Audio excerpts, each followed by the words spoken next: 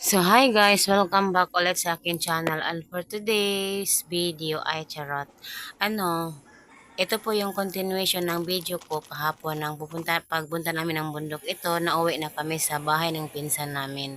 So, ayan, kape-kape muna tayo with pandesal sa tabing dagat.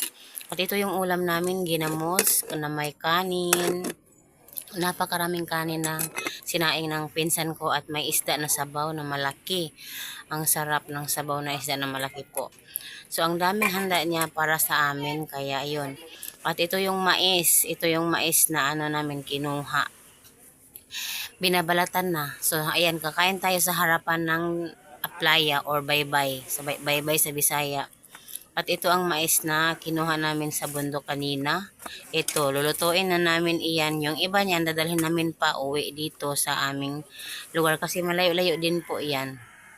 So, yan ang mais na kinuha namin. Ayan. So, ang iba dahil... Hello, guys. So, ang tagal-tagal ko din hindi nagbablog. Nagla-live lang ako, nag-screencast. Walang ganap eh. So, kain tayo ng mais. Mais na kanin at ginamos.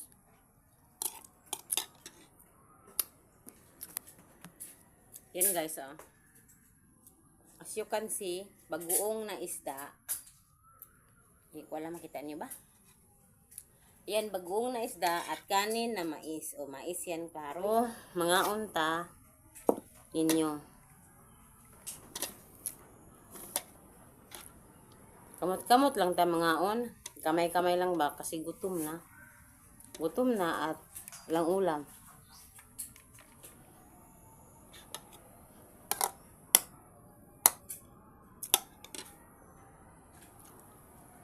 Ginamos. Bagoong siya na isda. Maliliit na isda. Tapos lagyan mo ng vinegar at sili. Okay na. Solve na ang kain ninyo. Ayan.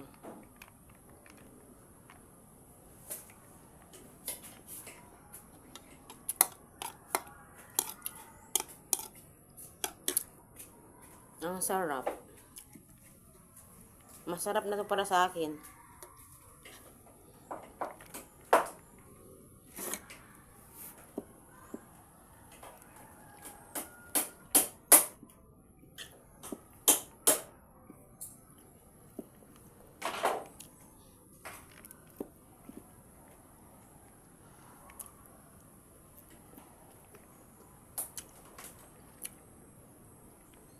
Mais. Mais na kanin, sarap. Ako lang ata ang nasarapan. Siguro kayo hindi sanay. Pero ako masarap sa akin to.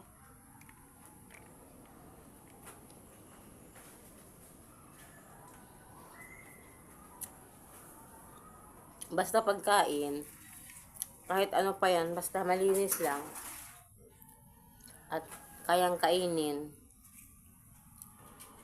Masarap yan.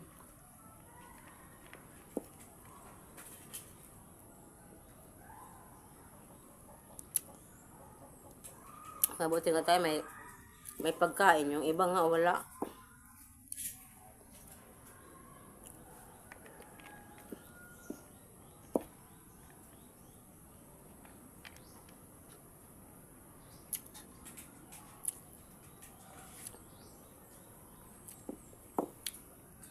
Kain tayo.